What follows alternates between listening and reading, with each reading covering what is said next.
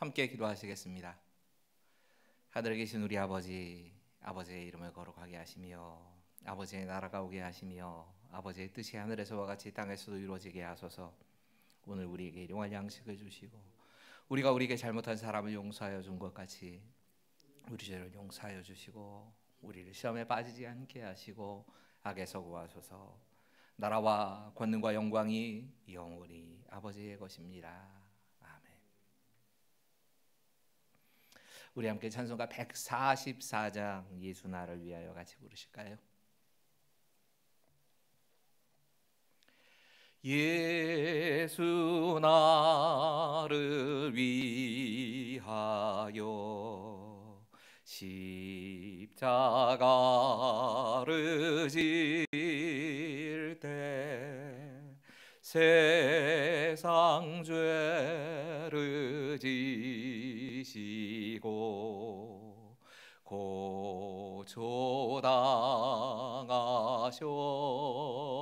고초당하셨네. 예수님 예수님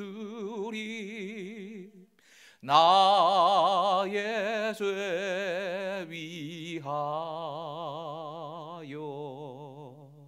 보배 피를 흘리리.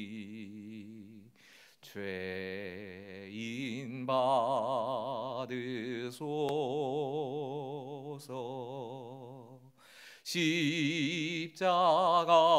십자가를 지심은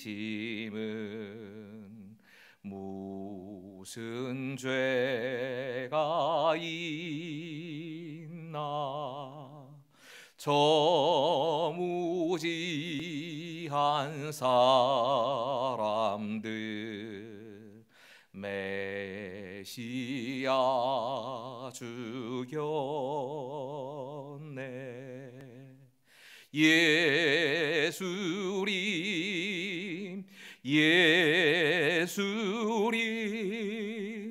나의 죄 위하여 보배 피를 흘리리. 죄인 받으소서.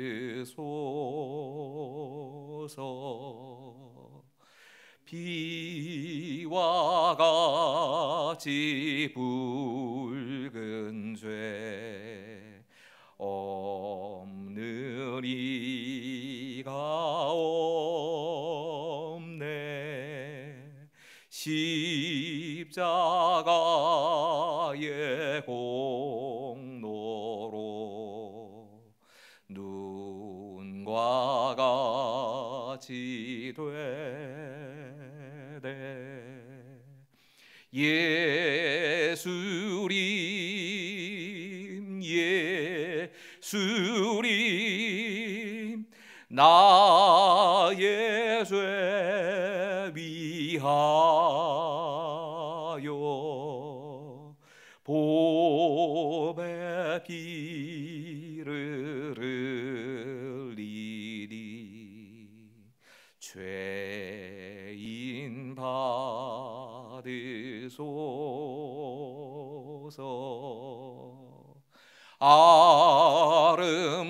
아름답다 예수여 나의 좋은 친구. 예수 공로 아니면 영원 영벌 받네. 예수님 예수님 나의 죄 위하여 보배 피를 흘리리. 죄인 받으소서.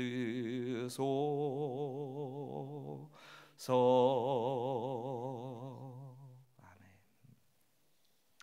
우리 함께 오늘 말씀 출애굽기 29장 31절부터 34절까지의 말씀 같이 읽지요.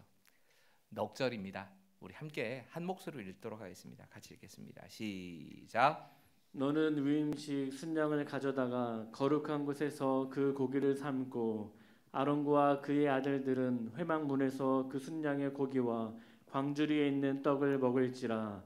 그들은 속죄물 곧 그들을 위임하며 그들을 거룩하게 하는 데 쓰는 것을 먹되 타에는 먹지 못할지니 그것이 거룩하기 때문이라.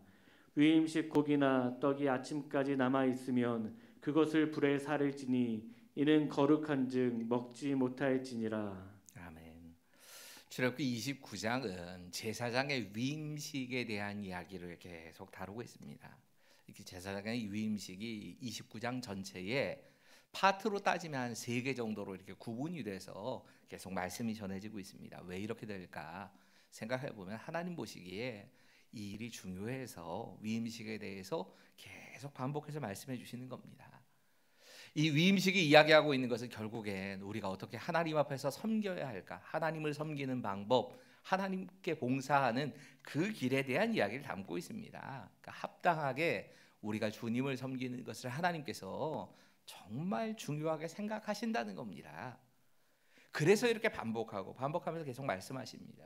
특별히 이 3번째 파트는 우리가 하나님 앞에 나아가기 전에 3가지의 제사를 드려야 한다는 걸 반복해서 말씀하십니다. 속죄를 드리고 번제를 드리고 화목제를 드립니다. 이 3가지의 제사를 다 드린 후에 또 그것도 형식도 많지요. 요제라고 해서 흔들어서 이렇게 하나님께 드리기도 하고, 거제라고 해서 그냥 들어 올려서 드리기도 하고, 화제로 불에 태워서 드리기도 하고, 여러 가지 형식으로 하나님께 드려진 그런 제사를 반복해서 드립니다. 여러분, 계속 반복해서 제가 말씀을 드릴 수밖에 없습니다. 사실 강해는 반복이 되기 때문에 반복해야 합니다. 구약의 제사장들은 다른 사람이 아니라 우리 요즘으로 말해서 안수를 받은 목사나 장로나 또 안수집사다 권사를 이야기하는 게 아닙니다. 그렇게 자꾸 착각을 하시기 때문에, 워낙 이게 자주 그냥 그렇게 자연스럽게 생각하기 때문에 그게 아니라는 걸 강조를 드려야만 합니다. 아닙니다.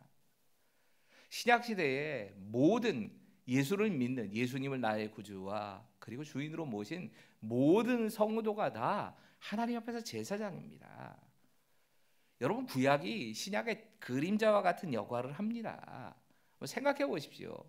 우리가 안수를 받는다고 해도 그 안수 받을 때 기름 부음을 받았습니까? 물로 적셔져서 안수를 하는 때는 있고 그냥 안수만 하는 경우가 있지 어디 기름 붓습니까? 기름 붓는 안수 아무 데서도 하지 않습니다. 그러니까 목사만 기름 부음 받았다느니, 뭐 장로가 또 안수집사 권사가 돼야 기름 부음 받았다느니, 여러분, 기름 부음이라고 하는 건 상징이었습니다. 우리로 따지자면 성령의 기름 부으심에 대해서 이야기하는 겁니다. 그렇게 해서 하나님께서 사용하셨다라고 하는 이야기입니다. 베드로전서 2장 9절의 말씀처럼 우리는 왕 같은 제사장들이 된 겁니다. 오늘 31절부터 33절의 말씀은 화목제에 대한 이야기가 이어지고 있습니다. 여러분, 제사를 말씀드리면서는 이 순서가 참 중요하다는 생각을 합니다. 제일 먼저 속죄제 드려집니다.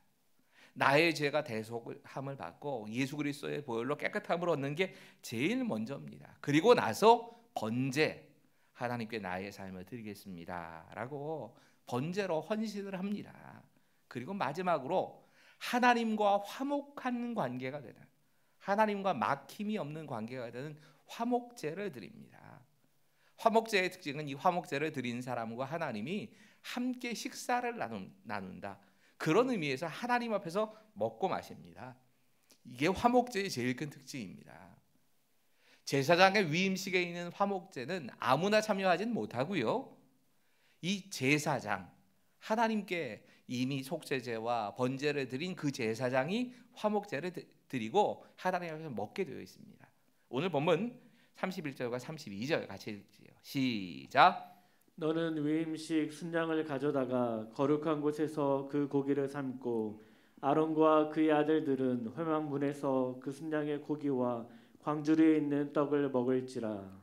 여러분 말씀하고 계신 이 거룩한 곳이 어디냐? 대체적으로 성경학자들은 이건 성막의 뜰이라고 봅니다. 저기 보이시는 저 성막의 뜰, 저 안에서 고기를 삶으라는 겁니다. 저희 성막들 안에 번제단이 있고 물두멍이 있다고 말씀드렸지요. 근데 이 물두멍과 번제단을 통해서 솥을 갖고 왔는지 모르겠지만 어떻든 그 고기를 이 제물로 바쳐진 화목 제물로 바쳐져 있는 고기를 거기서 삶으라는 겁니다. 그리고 지금 그 하나님께 섬기게 되어질 봉사자 제사장들이 회막문 앞에서 먹으라고 말씀하십니다. 여러분 지금 회막문이 저기입니다. 여러분들 회막문이 뭡니까? 회막문 한마디로 말하면 하나님께 나가는 길입니다. 네, 지금 고기는 번제단 뜰 앞에서 삶고 그리고 회막문 앞에서 고기를 먹으라는 겁니다. 여러분 이건 하나님 앞에서 먹고 마시라는 얘기입니다. 여러분 하나님 앞에서 고기를 삶고 또 먹고 마신다 이 말은 우리가 먹고 마시는 그 모든 것이 다 하나님의 것이란 뜻입니다. 그것까지도 하나님 거라는 겁니다. 성막문이라고 하는 걸 강해를 하면서 이 성막문의 특징 몇 가지 말씀드렸지요. 아까 보여주셨던 그 그림 한번 다시 보여주시겠어요? 이 성막문 그림이 좀 특이합니다. 성막문은 몇 가지 그 특징이 있습니다. 하나는 문이 하나밖에 없습니다. 여러분 이스라엘 백성이 얼마나 많은 숫자가 있는데 그 많은 백성들이 들어가려면 문 4개는 만들어야 될 것 같은데 문은 딱 하나밖에 안 만들었습니다. 그리고 그 문을 통과해서 들어갈 때 문이 또 엄청나게 큽니다. 그리고 이 문은 항상 동쪽을 향해 열려 있습니다.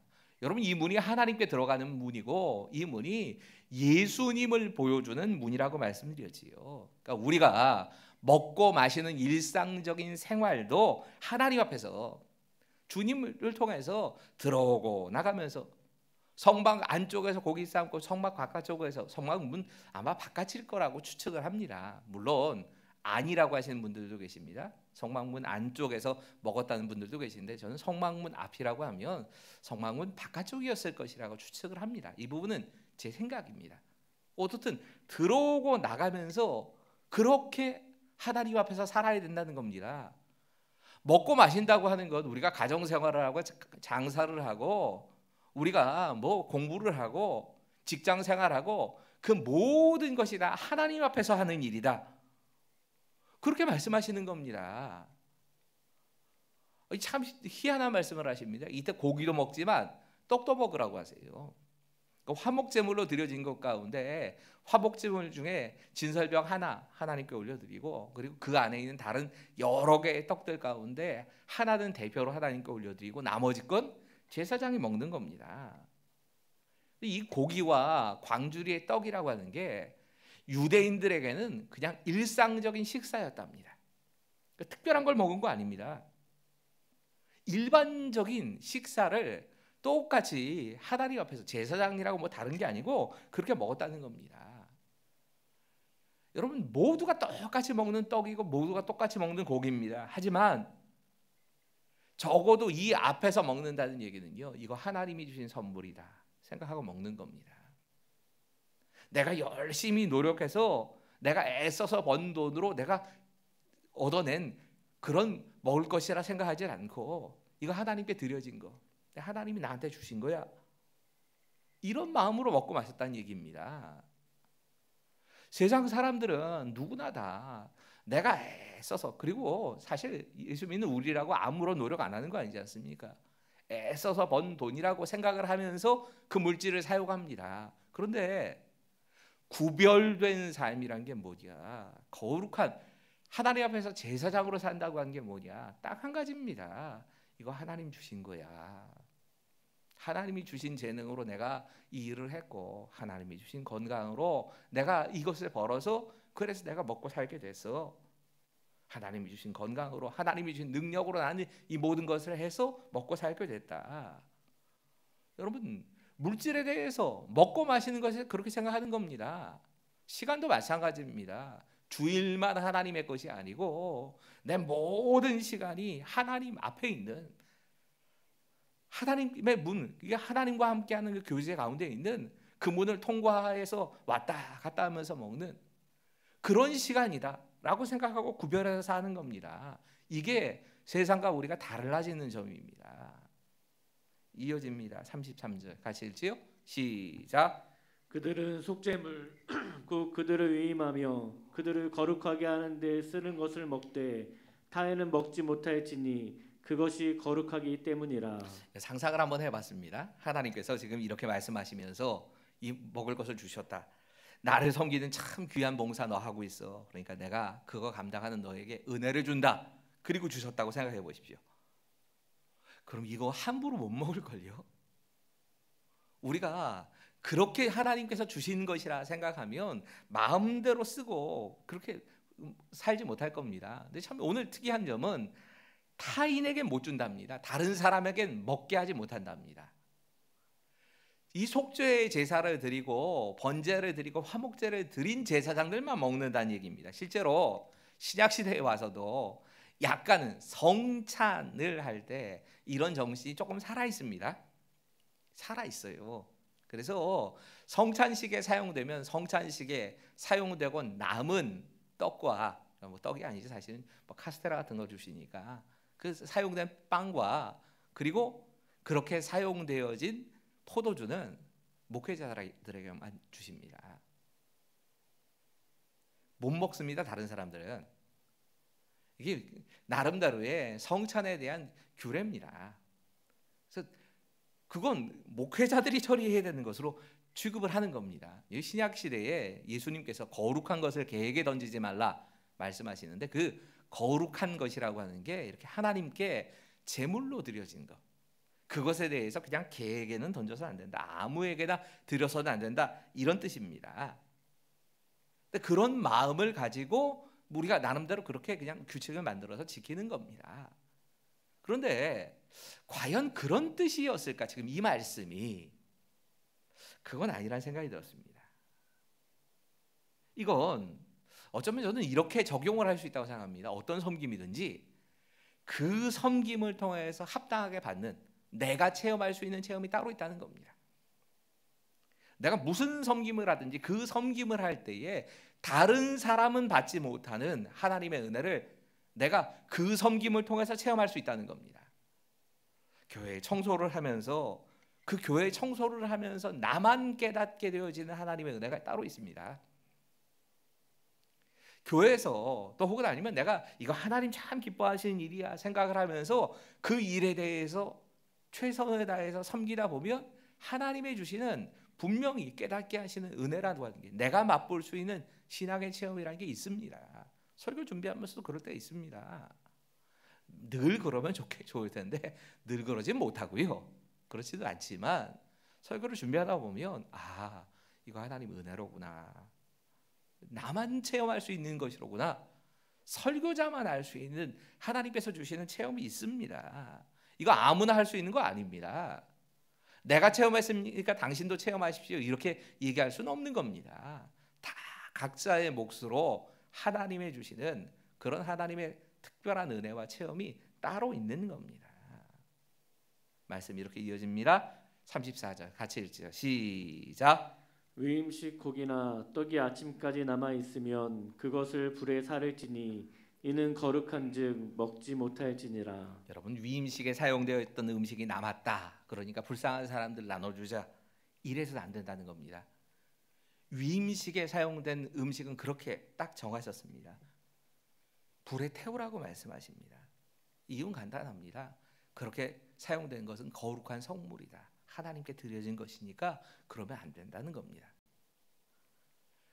이 성찬이 마치고 나면 저희 아버지 때만 해도 뭐 요즘이야 이렇게 교육자들에게 그러니까 원래 둘 중에 하나를 하게 돼 있어요. 교육자들에게 줘서 교육자들이 먹든지 아니면은 땅에 묻습니다. 이 시골 교회 같은 경우에는 실제로 땅에 그 성찬에 사용되어져 있던 거 포도주 다 붓고 그리고 떡을 다 묻습니다. 이런 방식으로 나름대로 이건 하나님께 드려진 특별한 것이다라는 의미를 담고 있는 겁니다. 하지만 이렇게 다른 사람에게 나누지 못하고 그 다음 날까지 놔둬서 안 된다. 다음 날까지 놔둬서 안 된다는 이 말씀의 진짜 의미는 전 이거라고 생각합니다. 날마다 새로운 은혜, 날마다 하나님과의 교제가 있어야 한다. 옛날 거 자꾸 묵힌 것 가지고 살지 말으라는 얘기입니다. 목사의 경우라면 적용을 해본다면 이럴 겁니다. 매주 그 주 그리고 매일 내가 묵상을 하고 새롭게 하나님과 교제하면서 그 가운데서 하나님의 주시는 그 새로운 만나를 다른 이들에게 전하고 말씀을 나눠야 된다는 겁니다. 교회학교 교사가 맨날 똑같은 소리 하면 안 된다는 겁니다. 준비하지 않고 아이들에게 주는 것이 늘 똑같은 것 되지 말라는 겁니다. 똑같은 찬송도 부르지 말라는 겁니다. 예전에는 저도 이렇게 적용을 하면서 그러기 때문에 어떤 말씀이든지 본문을 설교할 때는 예전에 했던 말씀이 될 수 있는 겹치지 않게 설교하려고 애를 썼던 기억이 납니다. 근데 그런 뜻은 아니더라고요. 강해 설교를 해보니까 하나님이 반복하시는데요, 하나님이 계속 같은 말씀을 계속 반복하고 또 반복하고 또 반복하십니다. 그러면 그 말씀이 그 이전에 했던 말씀 또 하고 또 한다가 중요한 건 아니란 뜻입니다. 오히려 하나님께서는 그걸 반복을 하게 하십니다. 그럼 뭘 얘기하시는 거냐? 자꾸 우리가 옛날에 받은 은혜를 울고 먹으면서 지금 나는 하나님과 교제하지 않으면서 내가 예전에 그랬다고, 그리고 이전에 내가 체험했던 그 신앙 체험에 대해서 그것 가지고 마치 오늘 하루를 살 수 있고 누군가에게 전할 수 있고 이런 것처럼 이거 반복하지 말라는 말씀일 겁니다. 같은 찬송 불러도 됩니다. 똑같은 메시지, 중요한 메시지면 하나님께서 그 본문에서 나올 수 있는 메시지는 딱 정해져 있는 겁니다. 얼마나 특별한 게 나오겠습니까? 자꾸 특별한 거 찾다가 이단되는 거지 자꾸 너무 특이하고 특별한 말씀 찾으려고 하는 게 아니고요. 내가 묵상하고 내가 소화하고 내 삶에 적용이 되는 그 말씀 가지고 날마다 새롭게 하시는 그 은혜를 내가 날마다 체험하고 그걸 전하라는 얘기입니다. 남은 것 묻어두고 아껴가면서 계속 계속 먹으면서 그렇게 살아서 안 된다는 겁니다. 하나님은 날마다 새롭게 신선한 것 주십니다. 그 주신 것 가지고 살아가야 한다는 얘기입니다. 내가 옛날에 너무 그 소리 좋아하지 마십시오. 옛날 체험, 그 추억에 살지는 않아야 됩니다. 우리는 오늘 내게 허락하시는 그 하나님의 은혜로 살아가는 겁니다. 오늘 말씀 그냥 준비하는데 어제로군요. 지금 설교를 들으실 분들에게는 어제, 저는 지금 설교를 녹화를 하고 있는 거니까 오늘 아침에 성도님 한 분이 좋은 글 하나를 좀 보내주셨습니다. 이 글을 소개하고 그리고 말씀 마치고 싶습니다. 그대로 읽겠습니다. 주님과 긴밀한 대화가 줄어들면 여유가 없어집니다. 주님과 사랑이 식어가면 거칠어집니다. 주님을 의식하지 않으면 쉽게 범죄합니다. 주님을 잊어버리면 늘 실패를 맛봅니다. 주님께 감사하지 않으면 인색해집니다. 주님을 인정하지 않으면 교만할 수밖에 없습니다. 주님의 음성을 듣지 않으면 말을 함부로 합니다. 주님을 멀리하는 순간 한없이 과격해지고 복잡한 마음으로 채워집니다. 주님을 의식하지 않으면 일꾼도 타성해졌습니다. 게을러집니다. 주님 의식하지 않으면 무기력해집니다. 녹이 습니다. 주님을 의식하지 않으면 병듭니다. 망가집니다. 그리고 이 글이 이렇게 권면을 하는 것으로 끝이 납니다. 이렇게 권면을 합니다. 주님을 사랑하십시오. 주님을 신뢰하십시오. 주님을 갈망하십시오. 그리고 주님께 고백하십시오. 주님께 시인하십시오. 주님께 맡기십시오. 주님으로 채우십시오. 주님으로 시작하십시오. 주님으로 일어서십시오. 우리 함께 기도하시지요. 날마다 나의 삶이 하나님 앞에서 하나님을 의식하고 하나님 말씀에 따르며 살아가는 순종의 삶이 되게 해 주시옵소서. 기도하시지요. 날마다 새롭게 주시는 하나님의 말씀과 기도로 우리가 진짜 신선한 하나님과의 만남을 계속적으로 가지는 사순절, 그 사순절을 통하여서 우리가 예수님의 사랑의 깊이와 넓이와 높이를 더 크게 많이 누리게 되는 사순절 되게 해 주시옵소서.